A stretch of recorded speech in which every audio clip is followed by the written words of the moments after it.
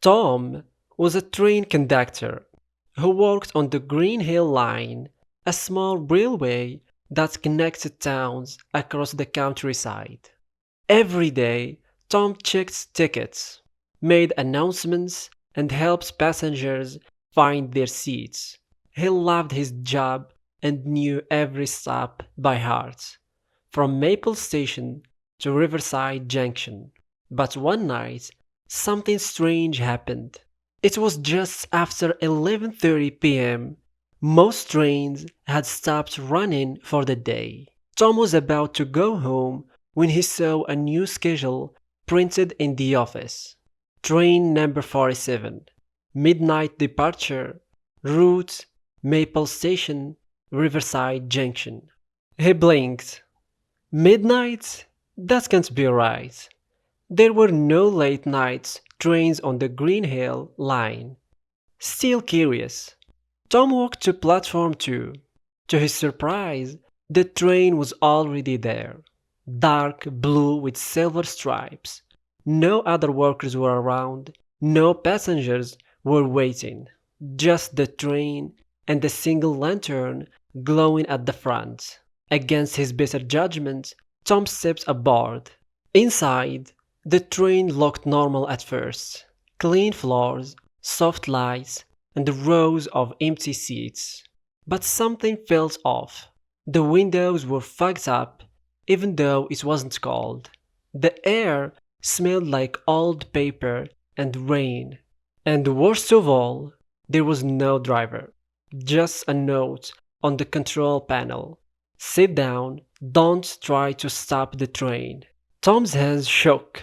He sat in the nearest seat and held on tight. With a loud whoosh, the train started moving. Outside, the world began to blur. Trees, houses, street lights, everything passed faster than any train should go. Then the lights flickered. A voice came through the speaker. "Welcome to the midnight train." Tom jumped. "Who said that?" No answer. Suddenly, the lights went out completely. When the lights came back on, the train was full of people. But they weren't normal passengers. They were old-fashioned clothes, some had hats, others carried umbrellas. They didn't talk or look around. They just sat quietly. One woman sat beside Tom. She looked very old. Her eyes were closed, but she whispered without moving her lips. "You are not supposed to be here." Tom tried to speak, but his voice cut in his throat. The train stopped again. The doors opened, but outside was not a station, just thick fog and silence. Another passenger got on, a boy no older than 12. He looked scared and confused. He sat across from Tom and finally spoke. "I woke up on this train," the boy said. "I don't know where we are going." Tom leaned closer. "What's your name?" "Ethan," the boy answered. Tom told him his name and what little he knew. "We have to figure out how to stop this train," Tom said. Hours passed, or maybe minutes. Time felt broken. More passengers got on at strange stops. Some young, some old. All of them said the same thing. "I woke up on this train." Finally, the train slowed. A sign above the platform read, "Last stop, Forgotten Station." Everyone stood up and walked off without a word. Tom and Ethan followed.